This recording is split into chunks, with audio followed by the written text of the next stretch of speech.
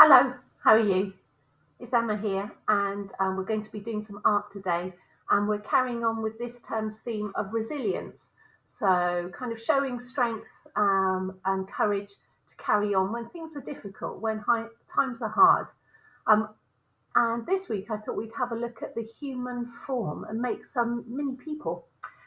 Because sometimes when people are facing a hard time, they kind of quite like to have something that comforts them. Maybe you've got like a favorite cuddly toy that you bring with you or have with you. Some people might even have little things like this. Have you seen things like this before?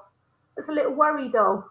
You're supposed to tell your worries to your worry doll when you go to sleep, and then they sort out your problems for you whilst you're asleep. And I've got a whole little family of worry dolls in there.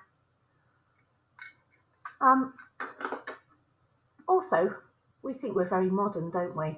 But people have been making little human forms, and sometimes people say they're toys for literally thousands of years.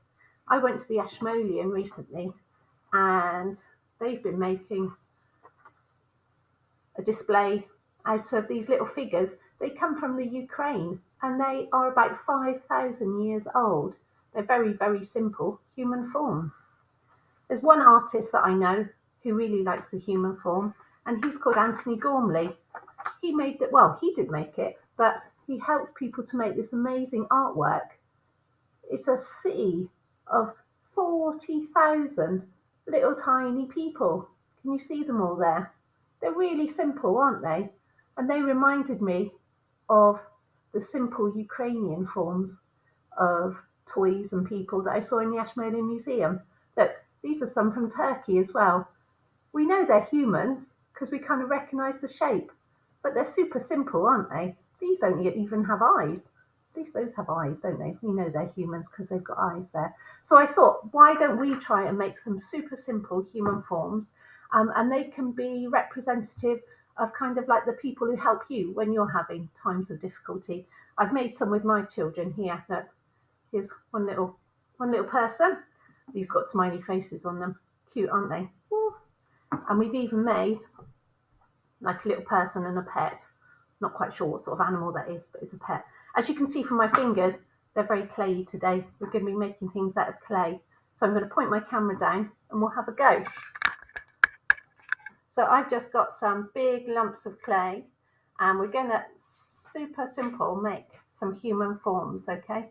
So we're going to start off by making the head, and we do that by squeezing to make a neck shape. Can you see that? I've squeezed that to make a neck shape. You might want to round your head off like that. And I think that the challenge is, how can we make this as simple as possible and still make it recognizable as a human form? Would you say that's a human form? Does that remind you of a person? Maybe not yet. So let's make their neck a bit more pronounced. And then we need to give them a body as well. So let's squash out this part of the clay to be a bit flatter. Is that looking a bit like a human?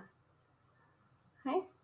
Maybe we can just squeeze them down on the worktop so that they look like they stand up. Oh, that looks a bit better now. If I squeeze in there, that almost looks like two arms, doesn't it? If I press my fingers in like that.